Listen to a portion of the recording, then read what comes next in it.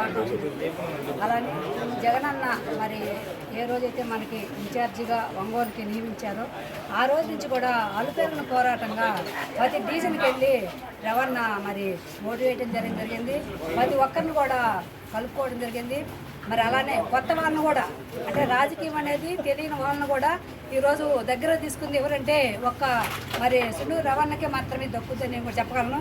ఎందుకంటే కొత్త వాళ్ళనే వాళ్ళని అంటే పాత వాళ్ళు ఉన్నాం కదా మనమే చూసుకుందామనే భావాలు ఉన్నప్పటికి కూడా కానీ అట్లా కాదు ఇట్లా అని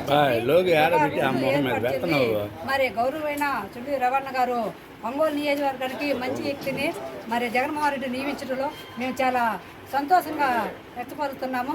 అలానే రాబోయే రోజుల్లో ప్రతి ఒక్కరిని ఆడవాళ్ళమైతే మంచి కుర్రవాళ్ళు ఎవరైనా సరే మరి నాయకులు కార్యకర్తలు ప్రతి ఒక్కరు కూడా రవాణాకి తలా పోవచ్చు కానీ ప్రతి వార్డులో కూడా మరి రవాణా వాయిస్ ఇవ్వడం కానీ మాట్లాడటం కానీ ఎదుటి వాళ్ళ గురించి కొంచెం విమర్శ పద్ధతిగా మాట్లాడటం కానీ అవన్నీ కూడా అందరూ నా దాకా కూడా మాట్లాడారు, మంచిగా మాట్లాడుతున్నారు. సరే ఈసారి మనము రవాణాకే మనం చేసుకుందామమ్మా, రవాణా గెలిపించుకుందామని జరిగింది.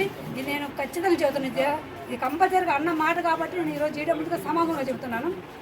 అలానే రాబోయే రోజుల్లో అఖండ విజయంతో ఒంగోలులో మేము సుండూరు రవాణాని గెలిపించుకొని తీరుతాము. మరి రవాణా కోసము మేము ఎప్పుడైనా ఏ టైంలో అయినా సరే నువ్వు పలానా చాటు రామ్మ ఇక్కడ పనిచేయంటే మేమందరం కూడా పనిచేయడానికి సిద్ధంగా ఉన్నాము. మేమంతా కలిసికట్టుగా పనిచేసుకుంటూ ముందుకు పోతాం.